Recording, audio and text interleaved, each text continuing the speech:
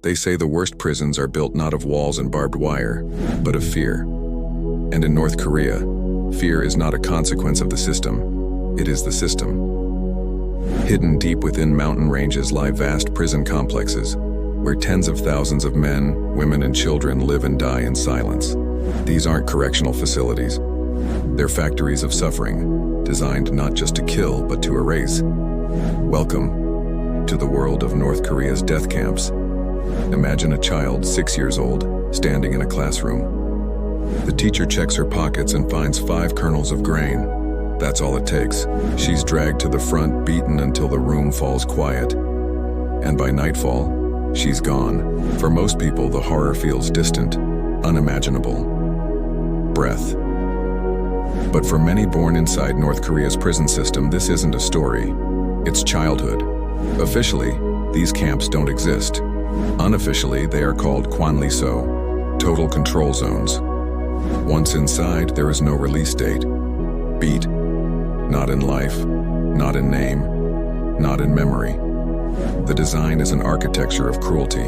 From above, you see hundreds of kilometers of fencing, electrical lines tracing the hills, rivers doubling as moats, mountains serving as walls. Isolation isn't a side effect, it's the blueprint.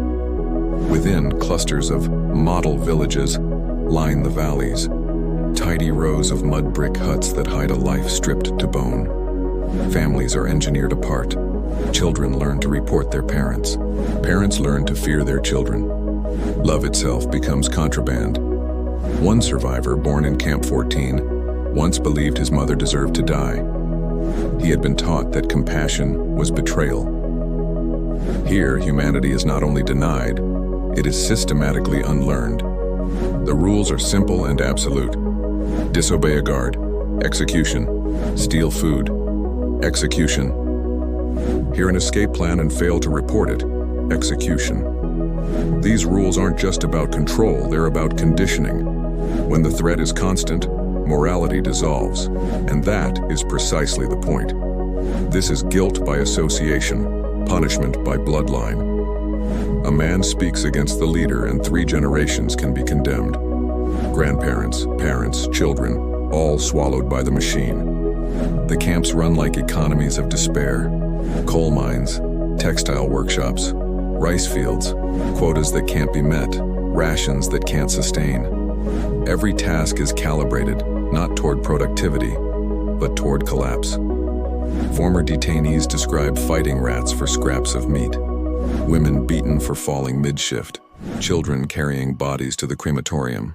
A defected official once admitted, "We measure workload not by output but by how quickly they die." In this system, suffering is the product. Experts who track these sites describe a design that evolves. The regime denies their existence, but the ground disagrees. New fences appear. Watchtowers multiply. Fields of intersecting fire take shape. The message written into the landscape is simple. Escape should not merely be hard, it should be unthinkable. And yet, in every machine, something slips. Kim Yong, once a loyal official, was sent to Camp 14 for a crime he didn't commit, a crime he didn't even know existed. For decades he labored in darkness, his name ground to dust, until chance offered him a sliver of air, a cavity beneath coal on a train. He slid inside, held his breath, and let the train carry him past the fence, past the towers, into a night so quiet it sounded like mercy. He lived, but the camp lived in him. Another survivor ran too. But not from the guards, from guilt. He had reported his own family's escape plan. He watched his mother and brother execute. Years later, he sprinted across snow and wire to reach the border, only to discover survival is not the end of a story like this. Because these camps don't only kill bodies, they break the part that believes it deserves to live. Today, human rights groups estimate that tens of thousands remain imprisoned. Farmers, teachers, grandparents, children, invisible by design. And the infrastructure keeps shifting, pushing deeper into mountains away from borders and witnesses. The silence grows thicker. The evil here is not just in the violence, it's in the precision. This is what happens when oppression is engineered with the cold logic of paperwork and procedure. When an entire nation learns to look away, the question that lingers isn't only how such places exist today, it's how many more could, if fear and silence keep winning. These are not relics. They are warnings, blueprints etched in concrete and blood. If evil can be designed, then so can resistance. It begins the moment we dare to look and refuse to forget. Because the cruelty of these camps depends on distance. It needs the world to see nothing, say nothing, and move on.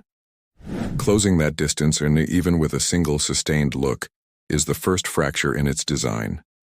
Remember their names, even if they were taken. Remember their lives, even if they were erased.